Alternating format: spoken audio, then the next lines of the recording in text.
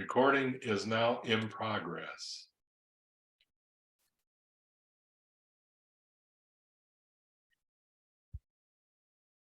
Good evening and welcome. I'm Kirk Lawson, the Executive Director for the Tennessee Nurses Association and your moderator for this evening's session. Tonight is the first of two sessions designated by TNA to increase the knowledge of nurses about the legislature and the legislative process here in Tennessee. Tonight's legislative conversation will be guided by and between Marcia Barnes, TNA's Director of Government Affairs, and Garrett Johnson, TNA's Chief Lobbyist. This event qualifies for 1 hour of continuing education credit to those of you who are attending this live presentation. The Tennessee Nurses Association is an approved provider of nursing professional development by the South Carolina Nurses Association, an accredited approver by the American Nurses Credentialing Centers Commission on Accreditation. Before we begin, there are a few housekeeping matters that will help keep this session moving and more efficient. Tonight is designed to be a true conversation, and you are invited to interact with Garrett and Marcia throughout the session. Please raise your hand if you want to ask a question, or if you prefer, place your question in the chat box and we will do our best to get to it as soon as possible. To help us stay on track, we ask that each of you please keep your devices muted and videos off unless you are asking a question. At this time, I'd like to introduce this evening's guest speakers, Marcia Barnes and Garrett Johnson. Thank you, Kirk. I guess that we do need to say that since this is a non-clinical event, we have no disclosures. Our objectives for this evening is to provide a forum for informal and interactive discussion on the legislative process and advocacy. We're going to look at the 113th General Assembly and new legislative makeup. And then we're going to have a general discussion of the state legislature and how better to engage with lawmakers. So I'm going to turn it over to Kirk. I'm going to turn it over to Garrett Johnson, our new chief lobbyist that has been with us since last fall. So Garrett, maybe you can just tell the audience a little bit about yourself before we get started. Absolutely. Good evening, everyone, and thank you, Marcia. My name is Garrett Johnson, and I get the distinct honor and privilege of getting to represent you guys at the state legislature to be your voice for issues that impact the nursing profession, the healthcare profession, and so I consider it a great honor to be able to do that on a daily basis.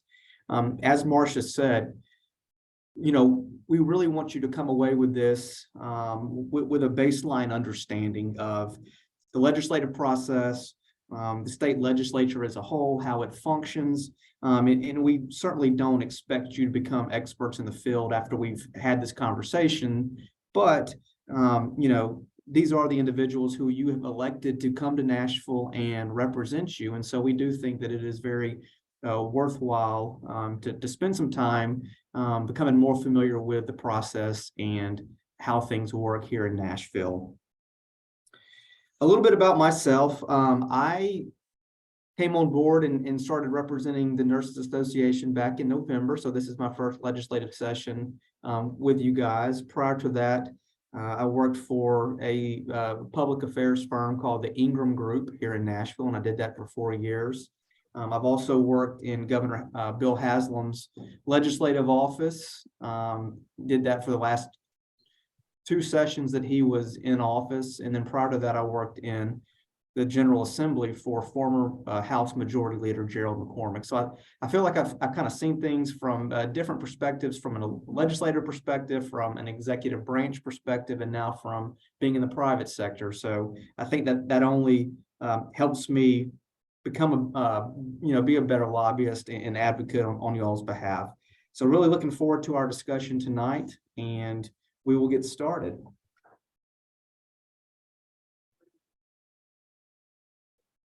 So we are currently in the 113th General Assembly.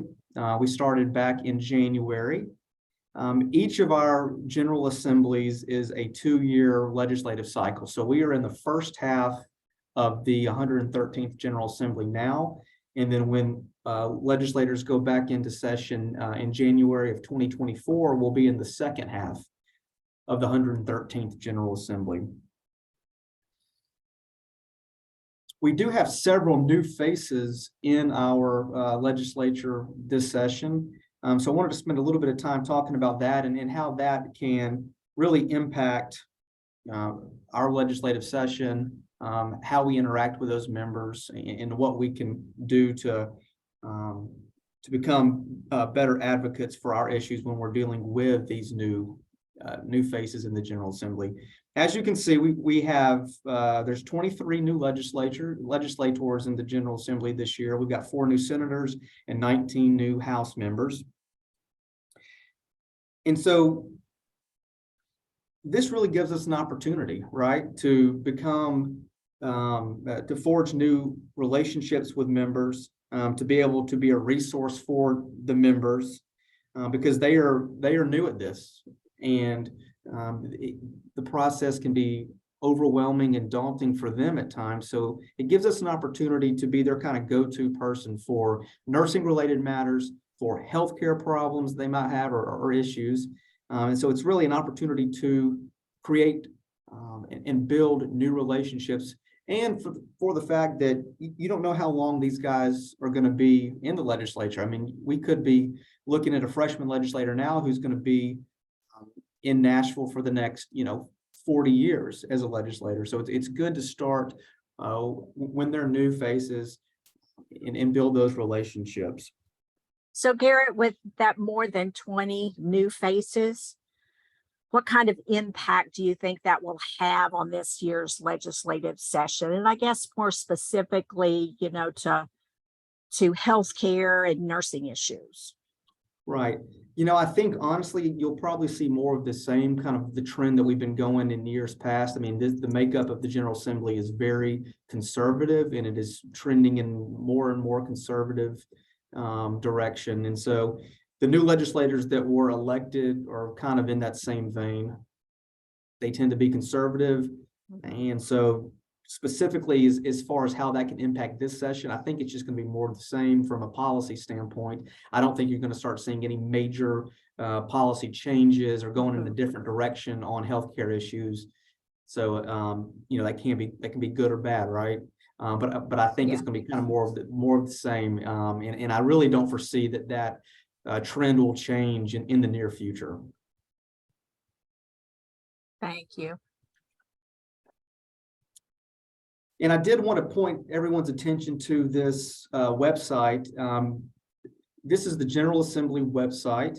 And this link that I've provided, actually, if you click on it, it will take you to the page where you can find your elected official. As we've just mentioned, that there are so many new faces in the legislature. It's important to know who they are. And it's important, honestly, to know who represents you, who is advocating on your behalf day in and day out when the legislature's in session. So I wanted to make sure that you guys had this website. You can go to the page. You can actually just type in your home address and click enter, and it'll pull up who your House representative is and who your Senate representative is. Okay. So it's good to know, good to have. I would encourage everyone to become more familiar with the General Assembly website. There's so much information on there that can be useful as far as legislators, their bios. You can learn more about them. You can track legislation. You can look up legislation. There's an archives page where you can go back in time and look at old public chapters that became law. So it's a really good source of information for anything legislative. Can you just kind of briefly explain to the group how that page works? I know, I see Find My Legislator, committees, there's lots of options there. So can you just kind of explain that now that we can see it so that we can visualize once we look at the website what we're looking for? Yeah. Certainly, and like I said, so much information on there. You can find your legislator, where you could just literally type your address in that box right there and it'll pull up. You can also have access to the weekly committee schedule. You can find legislation, what pieces of legislation are being heard in which committee on which particular day. You can click on the committee link right there.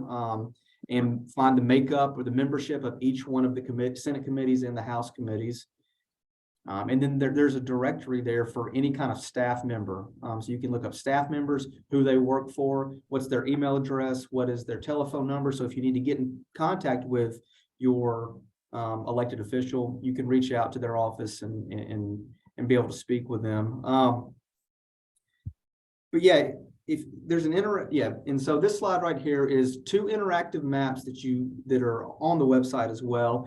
The first map is all 99 House districts, and so you can put your cursor over one of those districts, and it'll pull up who the membership is that represents that constituency. And then the picture on the left, the right-hand side is the Senate districts. There's 33 Senate districts in our state, and the same thing applies to that. If you put your cursor over each district, it'll pull up who represents those.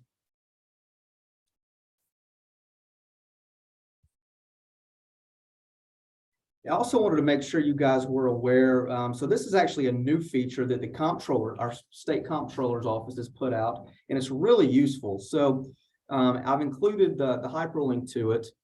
If you click on that hyperlink, you can pull up community profiles for each district in the state. So you click on it, it'll show you, you can click on your representative and it shows that community profile. It displays things like, the district's population, economic viability of the district, things such as just internet access, basic things. It shows you that. Also, how many healthcare facilities are in each district. So there's some really valuable information that is on this page. And like I said, it's a new feature that has just come out within the last few months from our comptroller's office. So I would encourage each of you to check it out when you have some time and become more familiar with the district in which you live. And this slide right here shows a picture of when you click on your legislator, what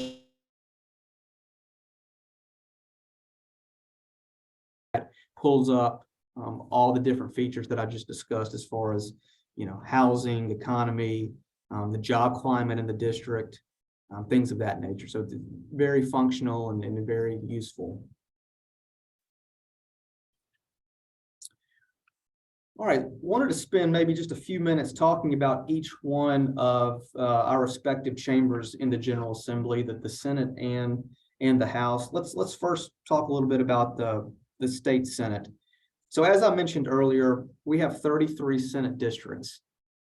Each senator represents approximately 200,000 constituents, which is quite a bit larger than we'll see from our House members.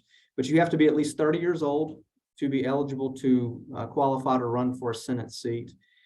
And as you can see there, the Republicans hold a 27-6 supermajority advantage. And we'll talk a little bit more about the supermajority that actually both chambers enjoy, the Republicans in both chambers enjoy, and kind of the impact that plays on the legislative process. And then the last part of the slide, I've included our Senate leadership. You'll see the Lieutenant Governor there, Randy McNally, who, by the way, is the most tenured member of the General Assembly. He's been there for, I think, 45 years. So he started out as a House member and is now a senator, and he has seen it all. And then one interesting tidbit about that actual Lieutenant Governor position is that it is the first in line of succession to the governorship. Should something happen to the governor or he becomes incapacitated, the lieutenant governor would assume the role in that situation. So same overview of the House. How the House to Yep. the Senate. So our House, as you can see, it's quite a bit larger than the Senate. There's 99 House districts that make up, represent 95 counties that we have. And so each representative, and I should have said previously, each senator is elected to a 4-year term. Each House member is elected to a 2-year term, and all 99 House members are up for election every 2 years. The Senate's a little bit different in that they have staggered terms. So only half of the Senate is up every 2 years. The even numbered Senate districts are up for election at the same time. And then 2 years later, the odd numbered districts are up for election. So the House is a little bit different in that every 2 years, all 99 members are up for election. You only have to be 21 years old to be able to qualify to run for a House seat, which is a little bit younger than is the case in the Senate. And then again, the Republicans hold a 75-24 supermajority advantage. So this supermajority we've briefly touched on. I want everybody to kind of keep in mind, and for context purposes, think about this. So when we say that the Republicans have a supermajority in each chamber, what that means is the Republicans have controlled so many of the seats in the House and the Senate that literally not one Democrat, not one person from the opposing party could show up for a House or Senate floor section, but they could still conduct official business. They could still vote on legislation, pass legislation without any Democrats being present. So that just kind of goes to show the state we're in right now in our political environment, and how conservative and how red really our state is. And as we mentioned earlier, I don't foresee this trend slowing down anytime soon. So keep in mind, when you hear the word supermajority, that means that one chamber, one party has complete control of that chamber. In this case, in Tennessee, it's the Republicans who enjoy that supermajority advantage. How do you think that supermajority will impact legislation with nursing and healthcare issues? I mean, or do you think that even though it is a supermajority, although we are a conservative state, do you see the impact of that supermajority on issues related to nursing and healthcare? Absolutely. A lot of times, just because Republicans control both chambers by a substantial margin, doesn't necessarily always mean that things are Right. rainbows and sunshines for Republicans, because inevitably infighting occurs, right? They have nobody else to argue with, so they just start arguing amongst themselves. Good point. And so, for our issues is with nurses and healthcare in general, absolutely that plays a huge part, right? I mean, when maybe the more conservative members of the legislature are not necessarily completely on board with some of your initiatives or proposals, in years gone by, you could have hopefully picked up some votes and some support from maybe members on the other side of the aisle. Right. Well, when there's so few of those other members on the other side of the aisle, it's kind of, you're kind of really just dealing with Republican members.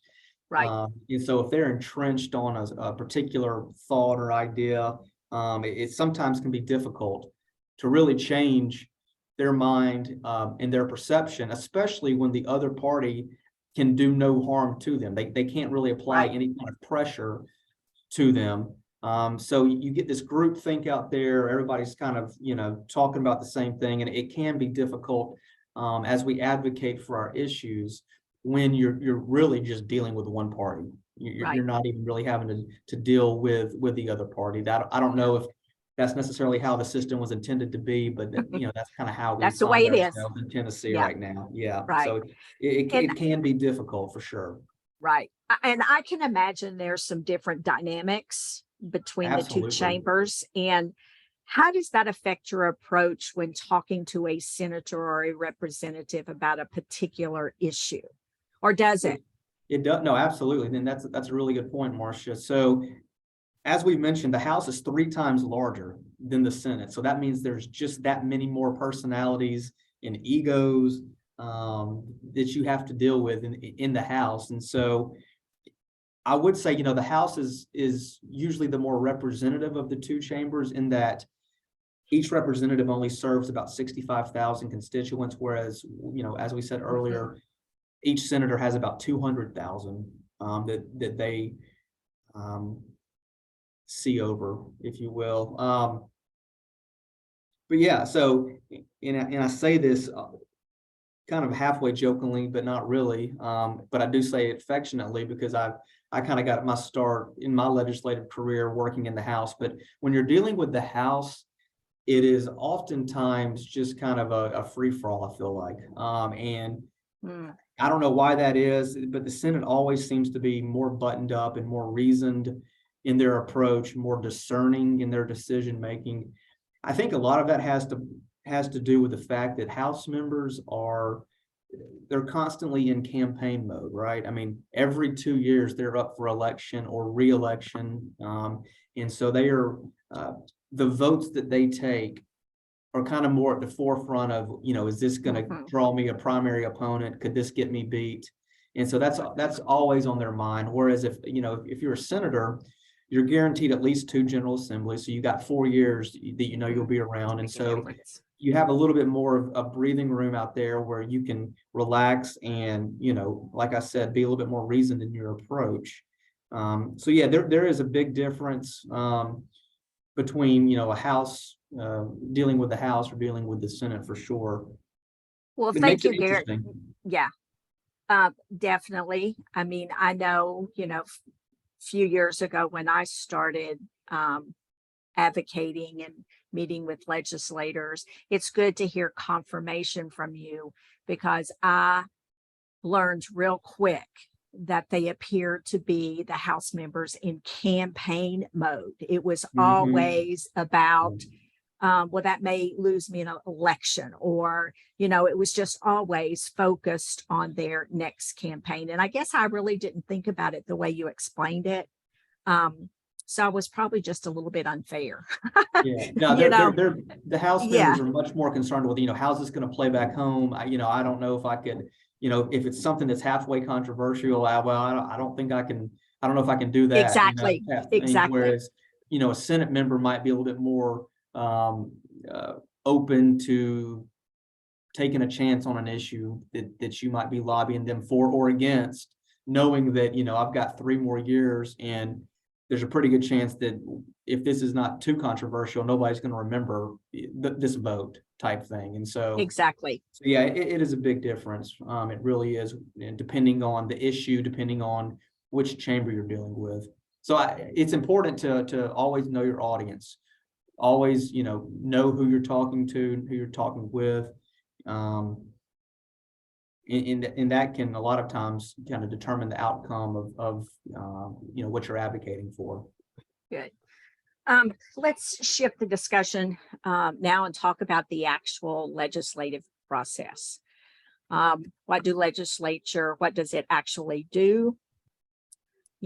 Say we as an organization or an association have an idea for a proposed bill. How does that proposal become a law?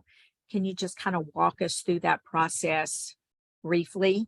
Yeah, absolutely. Yeah. So, the legislative process is really kind of the heart of everything that goes on down here. I mean, it's, you're talking about the committee process and how your bill becomes a law. And so that's really the crux of kind of what we wanted to get into tonight. I wanted to, as you'll see on the slide, I've kind of broken down the functions of the legislature into really 3 big ideas. Honestly, you could probably add a 4th one, but really, what does our state legislature actually do? What are they in charge of? What are they responsible for? So really, from a legislative perspective, they can do three things as far as legislation goes. They can enact or create new laws. They can amend or change current statutes, and they can also delete or repeal laws that are already on the book. And then, as I said, there's probably a fourth category, which is oversight. They have an oversight function. Yeah. And that's really more of the kind of the checks and balance system within our government. The main oversight that the legislature has is on the executive branch. And that's kind of goes to the budgets. The state legislature votes on a budget every year. And so they ultimately have the final say in where money gets spent and how it gets spent. So they do have some oversight of the money and how it's spent in the state. Also, each department's rules, they can sunset a department. They, obviously can extend departments, and then each board that sits underneath those departments, the Board of Nursing is a great example. Just recently, it was extended until 2027. It had been set to terminate or sunset, as they say, in June of this year.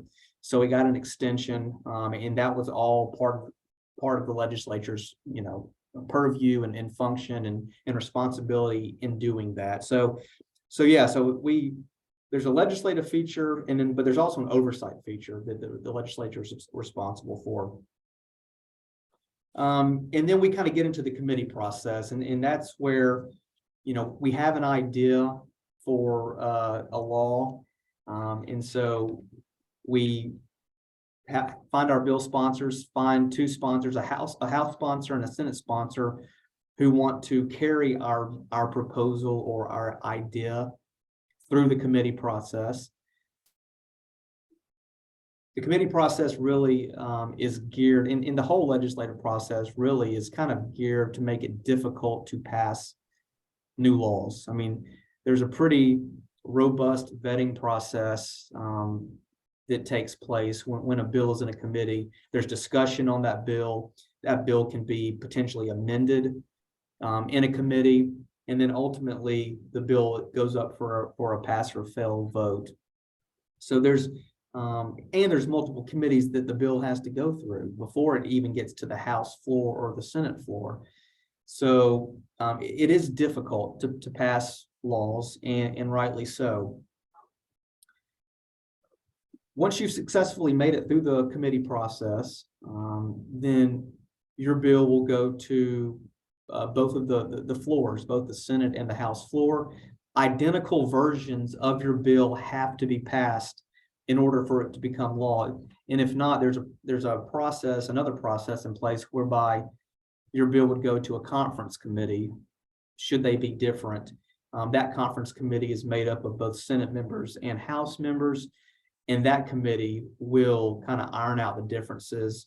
So it's always a good idea to make sure that your bill is tracking in the same direction in both the House and the Senate, and is in identical versions, or else you risk having to go to a conference committee where really anything can take place. But if you're lucky enough to get your bill to the floor, then as you can see there, you need a constitutional majority in each chamber. So that's 50 favorable votes in the House, and then 17 favorable votes in the Senate in order for your bill to pass. And then the final stop for legislation, after it has made it through the committee process and made it past both floors, it is then sent to the governor.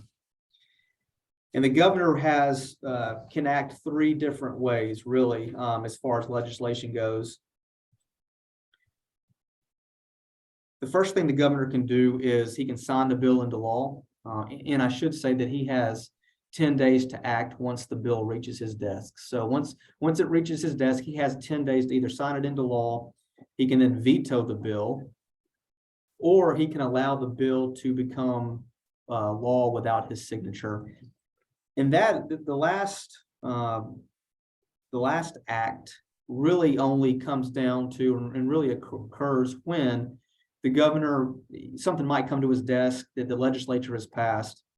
He might not be really crazy about the idea, but he understands the implications that if he were to veto it and send it back to the legislature, you know, how that could play out or what effect that could have. So,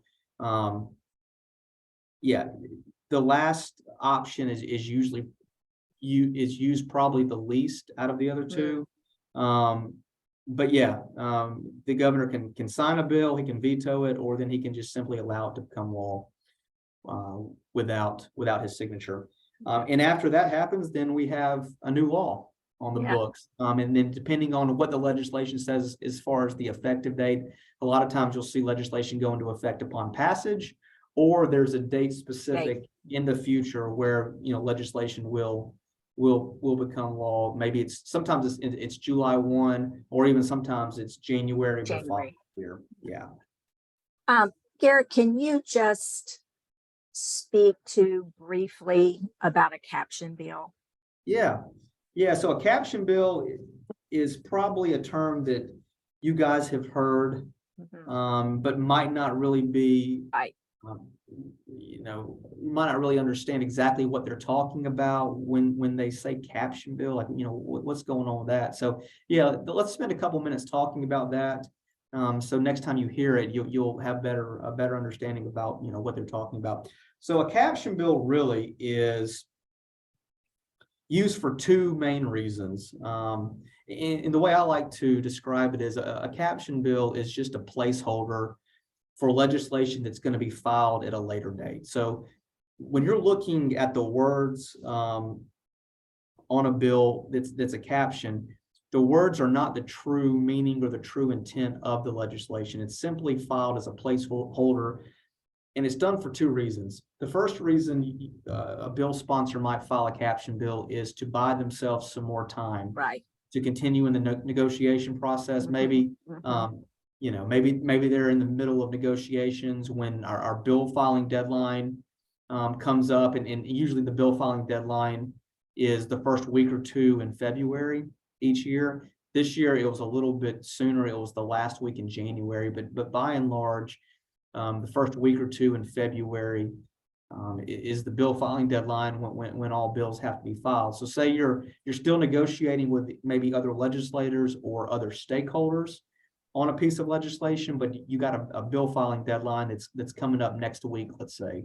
Well, the sponsor would file a caption in that case to give themselves more time to continue the negotiation process after that bill filing deadline. And then when they have an agreement in place, they have the language figured out, then they would simply attach an amendment with the true intent or with the true meaning of that bill to the caption bill, and then they would take that amendment and run it through the committee process. So that's one reason, to give themselves a little bit more time to continue to negotiate, to figure out exactly what they want to do with their bill. The second main reason that a caption bill is used is a little bit has more of a strategic or pragmatic purpose, I would say. And that's in situations where maybe the bill sponsor knows exactly what they want to do with their bill. Maybe they have their bill language figured out. They know exactly what they want to do, but they don't want to tip their hand too soon and let other parties know what they're up to. So then they might file a caption bill in that situation as well. And then when they're ready to actually run their bill through the committee process, they would file an amendment with the actual language on it to that caption bill at the last minute. And that would cut down on the amount of time that opposition would have to work against the bill. So those are really the two main reasons you use a caption bill. And I'll say, just kind of as an aside, there were actually more caption bills filed this legislative session than ever before. Wow. That was kind of the unanimous thought amongst legislators and lobbyists that they had never seen this many caption bills filed in a legislative session. So it does make it a little bit more tricky in that you don't know kind of what the purpose of the bill is. You know, you might see a certain, House bill or Senate bill filed, but you're not really sure, is this a caption bill? And I will say, kind of a telltale sign that it is a caption bill is usually the length of it. Caption bills are usually very brief, and that short, they're usually a couple sentences or maybe a paragraph at most. So you're not going to see a caption bill that's multiple pages long. If you're looking at a bill that's 3, 4, or 5 pages, you're looking at the actual bill, not a caption bill. So a lot of times the brevity of the bill will kind of give it away that it's a caption, but yeah, it makes it a little bit more difficult when you're tracking legislation. Right. You're trying to figure out what all is out there that could impact us as far as an association goes. Caption bills make it difficult on that. So you always got to keep your ear to the ground, Right. keep a watchful eye to make sure you're not letting anything slip through the cracks. So specifically for this legislative session, what are some of the issues that you'll be working on for our nurses and that we as nurses should pay close attention to and keep track of? I would point out three big pieces of legislation that we've either been involved with or that are actually our own bills that we're running as an association. The first bill I would point out is really a bill that's taken up quite a bit of time and energy from legislators and lobbyists alike this session. And it's the Life of the Mother Exemption Bill, or it's sometimes referred to as the trigger legislation, or other times, referred to as the abortion bill, right? And so this is a bill that has gotten a little bit of movement as far as the committee process goes. It moved through a House subcommittee about a month ago and made it to the full House Health Committee, but then just from a member makeup of that committee, from a vote count, setting, that there was just not enough votes to get the bill through the full committee. And so the bill is sat in that committee now for 2 or 3 weeks. And then on the Senate side, the bill has not moved at all. It is set to be heard in the Senate Judiciary Committee. But again, just looking at the member makeup of that committee, that's a tough committee to get something like this pushed through. And so there's ongoing negotiations right now as far as, how this thing will play out. I fully expect there to be, more amendments coming down the pike in order to garner some more votes to make it more palatable for members to be able to vote on. But, I do intend for something to get done. And I think there's a kind of a hope and belief amongst legislators that something will get done. We're still just trying to figure out what that looks like and what kind of impact that can have on nurses and healthcare providers alike.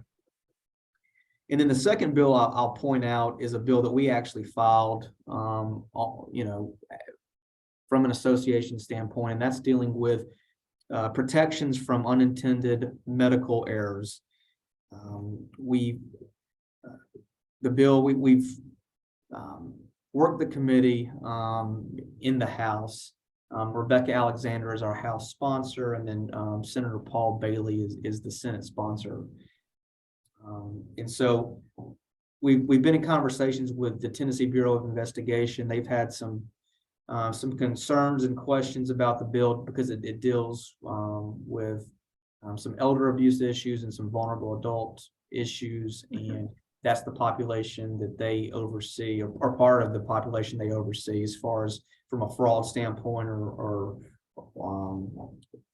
and with certain databases they keep. So we're trying to continue dialogue with the TBI and trying to work on some amendment language to alleviate some of their concerns. And we hope to get that bill moving here in the next week or two before the subcommittees in the House start shutting down. And then ultimately, on the Senate side, same thing, before the Senate committees start shutting down, we want to start getting some movement on that and get the ball rolling.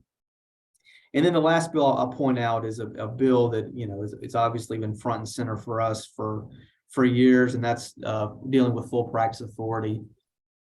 We have just recently seen some language out there that was filed by our Senate sponsor, John Lundberg. And so we are trying to kind of figure out kind of all the implications that go along with the bill that he has filed. We're continuing to have discussions with him about the bill. and then also internal discussions to see what direction we want to take as far as this legislation goes. I fully expect there to be maybe some more amendment language coming down the pike on it. And as the chairman told us, the bill that he filed is simply a starting point. It's by no means intended to be the final product that gets passed. So we will continue to have those discussions with him and with other Senate committee members to try to hammer home or hammer out differences of opinion and get something that's workable that we can get passed, at least in the Senate. And then we'll have that discussion in the House when we need to. But I know some of the Senate members are really adamant about getting something passed this session. So we'll obviously, be front and center in those discussions and trying to get something done. Yeah.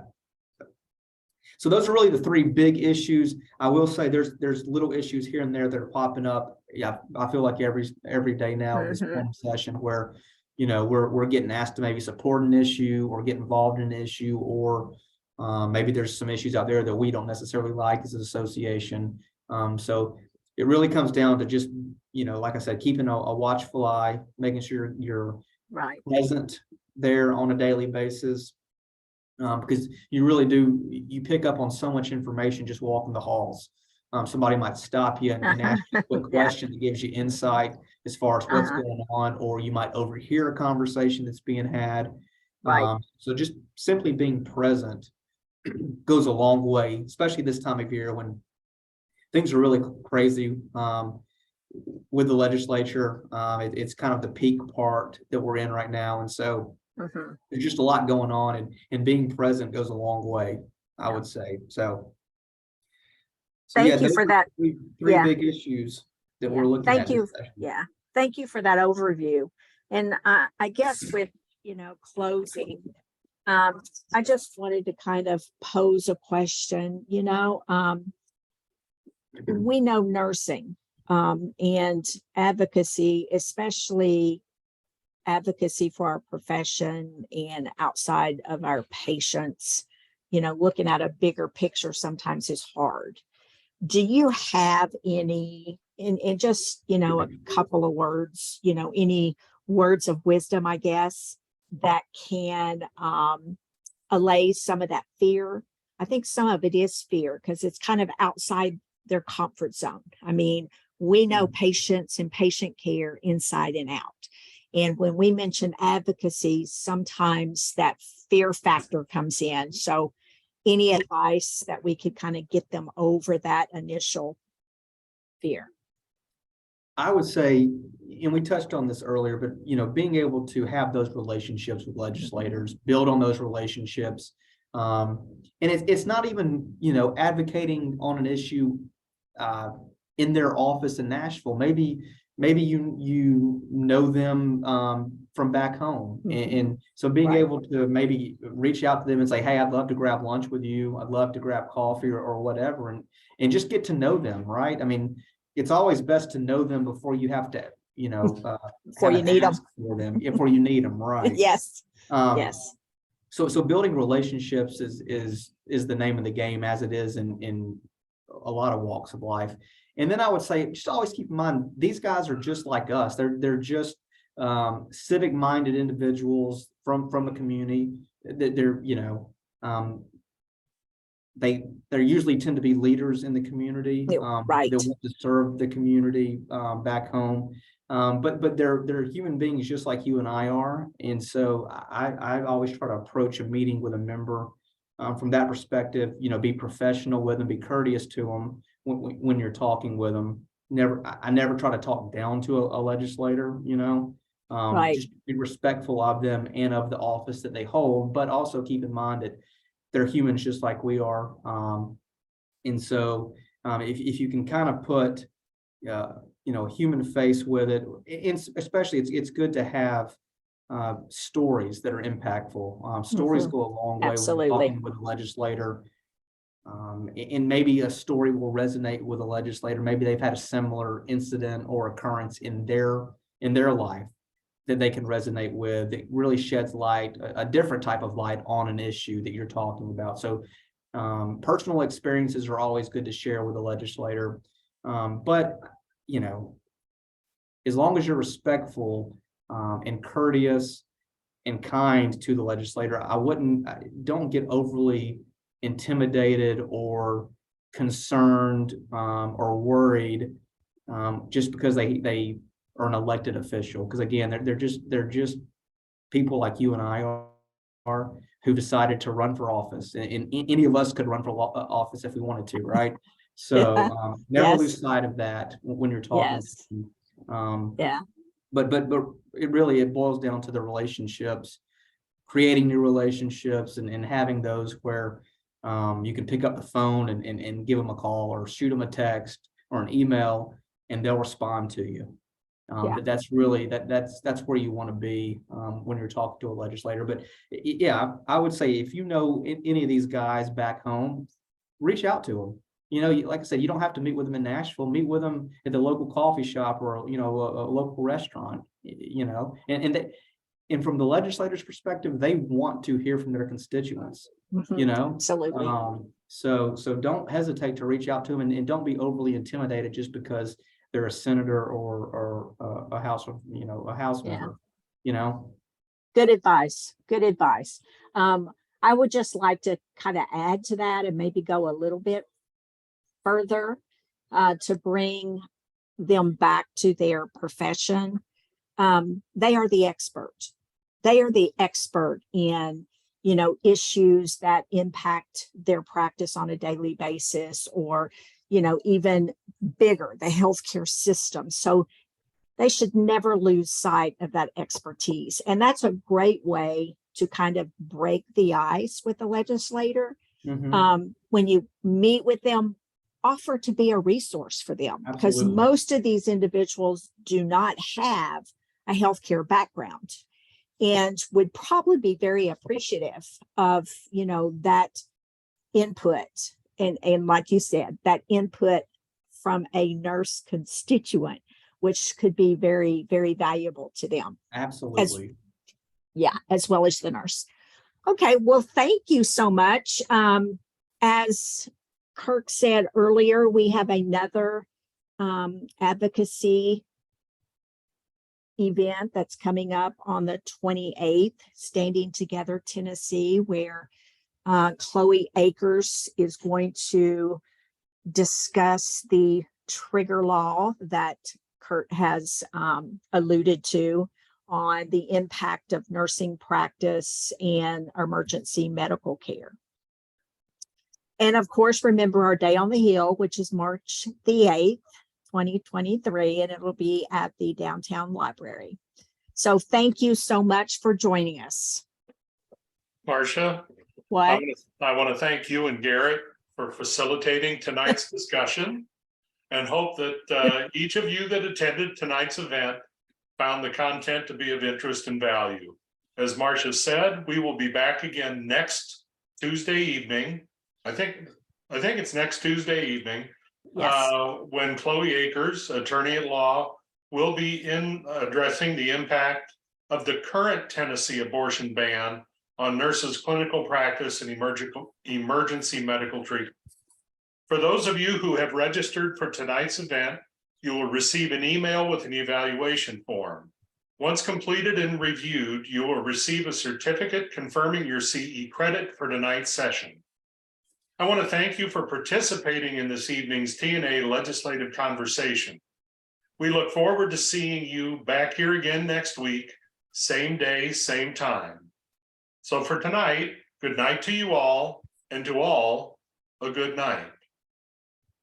For those of you that have just watched this recorded session, please understand that you are not eligible for the continuing ed credit. This is for your educational purposes only. We thank you for attending and watching this recorded session. Thank you very much.